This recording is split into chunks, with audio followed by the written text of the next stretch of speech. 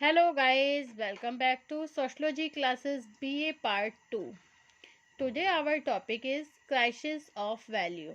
Okay? मूल्यों का संकट.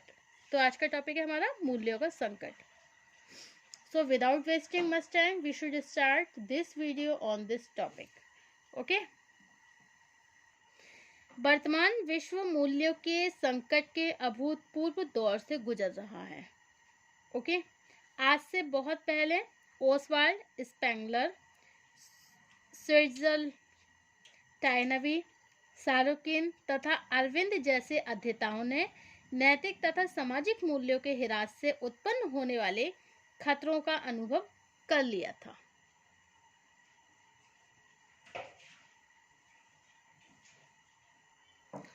स्पेंगलर ने कहा था, पश्चिम में यांत्रिक प्रौद्योगिकी का इतिहास तेज गति से अपने अनिवार्य अंत की ओर जा रहा है.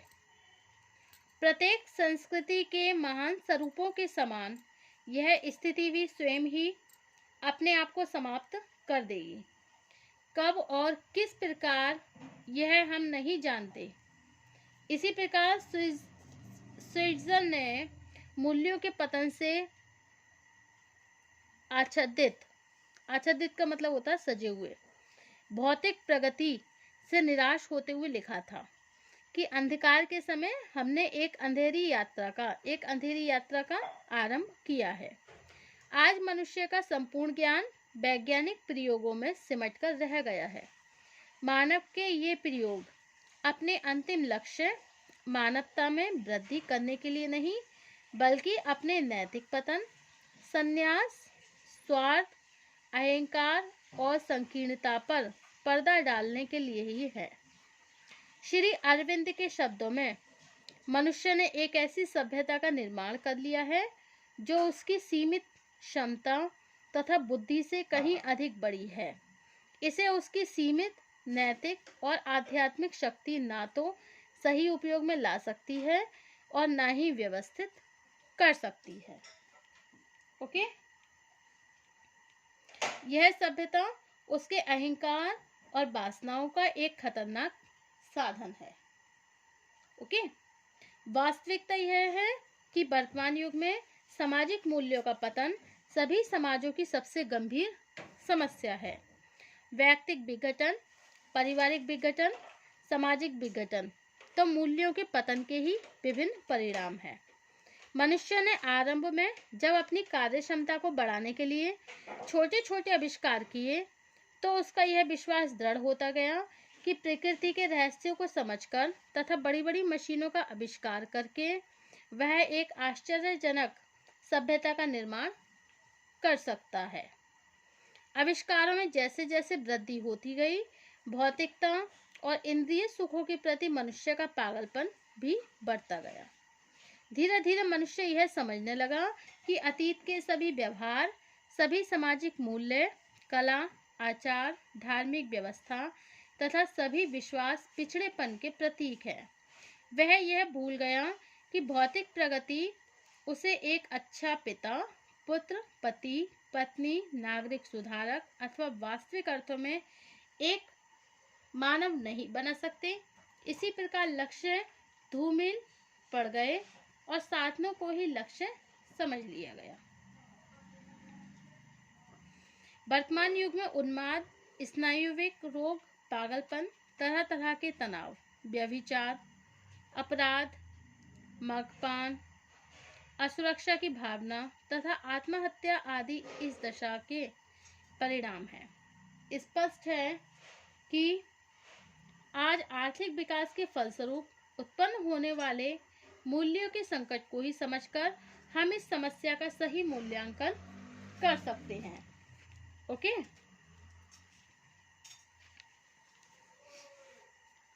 नेक्स्ट पॉइंट है हमारा मूल्यों का अर्थ एवं प्रकृति. Okay?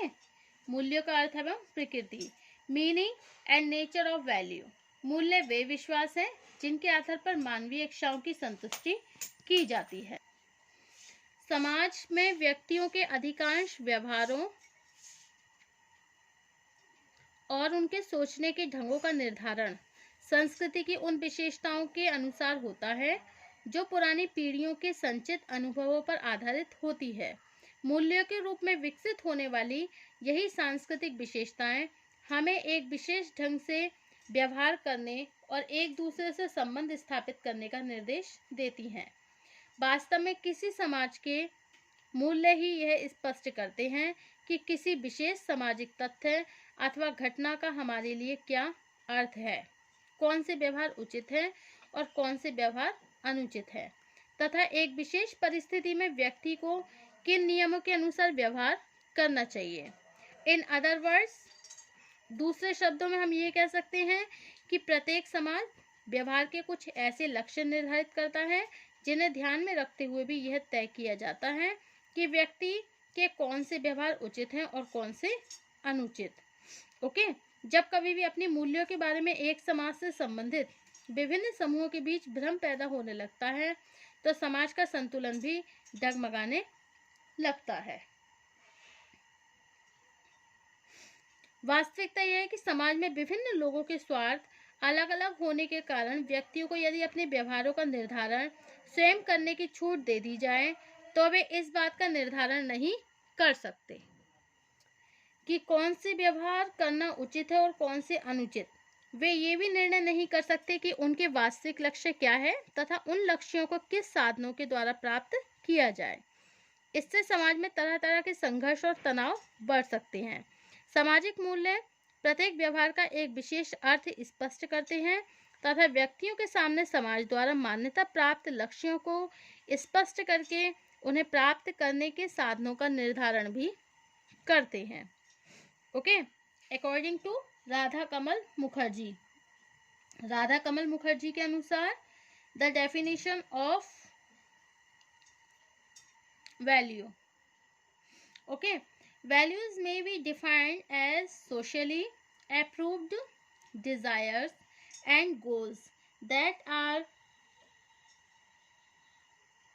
internalized through the process of conditioning, learning, socialization, and that become subjective preferences, standards, and aspiration by Radha Kamal Mukherjee.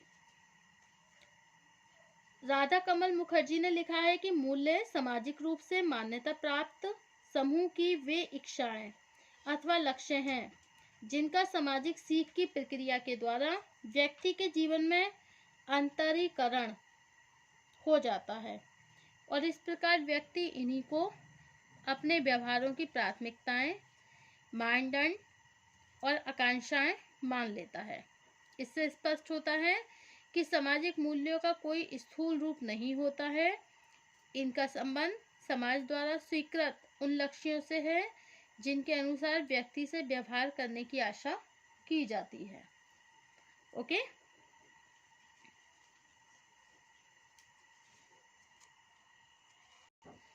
according to H.M. Johnson, the definition of value. Value may be defined as a conception or standard, cultural or merely personal, by which things are compared and approved or disapproved relative to one another, held to be relatively desirable, more meritorious or less, more or less correct. H.M. Johnson. Okay, सामाजिक मूल्य एक सांस्कृतिक मानदंड है जिनके द्वारा विभिन्न दशाओं के बीच तुलना की जाती है, उन्हें स्वीकार अथवा अस्वीकार किया जाता है अथवा एक दूसरे की तुलना में उन्हें कम या अधिक उपयोगी माना जाता है।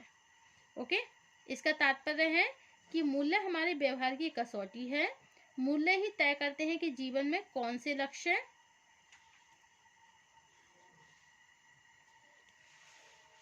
अधिक महत्वपूर्ण है तथा इन्हें प्राप्त करने के लिए कौन से व्यवहार उचित है और कौन से अनुचित। इन परिभाषाओं से स्पष्ट होता है कि मूल्य हमारे सामाजिक सांस्कृतिक जीवन से संबंधित विभिन्न तथ्यों के अर्थ को स्पष्ट करके हमारे दृष्टिकोण को प्रभावित करते हैं।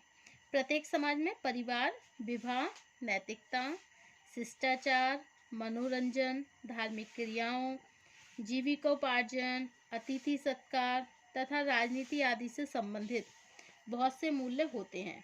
उदाहरण के लिए भारतीय समाज में क्षमा, दया, अहिंसा तथा पुरुषार्थ के रूप में धर्म, अर्थ, काम तथा मोक्ष आदि कुछ विशेष सामाजिक मूल्य हैं जिनका हमारे लिए एक विशेष अर्थ है तथा यह सभी मूल्य एक विशेष दृष्टिकोण को लेकर हमें विभिन्न प्रकार के व्यवहार करने की प्रेरणा भी देते हैं। इसी तरह हमारे समाज में विवाह एक विशेष अर्थ है जो इसे एक धार्मिक बंधन के रूप में स्पष्ट करता है। पश्चिमी समाजों में विवाह का अर्थ एक सुविधाजनक मैत्री संबंध से लगाया जाता है। राजनीतिक जीवन में धर्मनिरपेक्षता, न्याय और समानता कुछ विशेष मूल्य हैं। अनेक समाजों में व्यक्तिगत स्वतंत्रता को एक महत्वपूर्ण सामाजिक मूल्य के रूप में देखा जाता है, जबकि कुछ दूसरे समाज के मूल्य स्त्रियों अथवा किशोरों को अधिक स्वतंत्रता देने के पक्ष में नहीं होते। किसी समाज में ईमानदारी से जीविका उपार्जित करना एक महत्वपूर्ण मूल्य है, जबकि कुछ समाजों में इसका कोई भी महत्व नहीं होता है। ओके,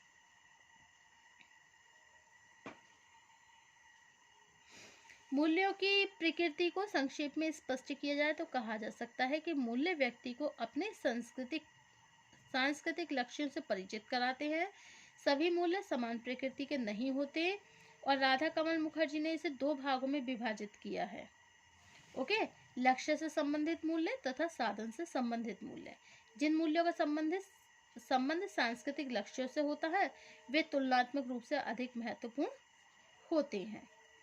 ओके, ऐसे सभी मूल्यों को व्यक्ति समाजीकरण, सामाजिक सीख, नैतिक मूल्यों के नैतिक नियमों के द्वारा प्राप्त करता है। सच तो यह वैदिक काल से लेकर आज तक हमारे समाज में स्त्रियों की परिस्थिति, विभिन्न वर्णों, नैतिक व्यवहारों, व्यक्तिगत स्वतंत्रता तथा सामाजिक स्तरीकरण से संबंधित मूल्यों में समय समय पर अनेक परिवर्तन होते रहे हैं।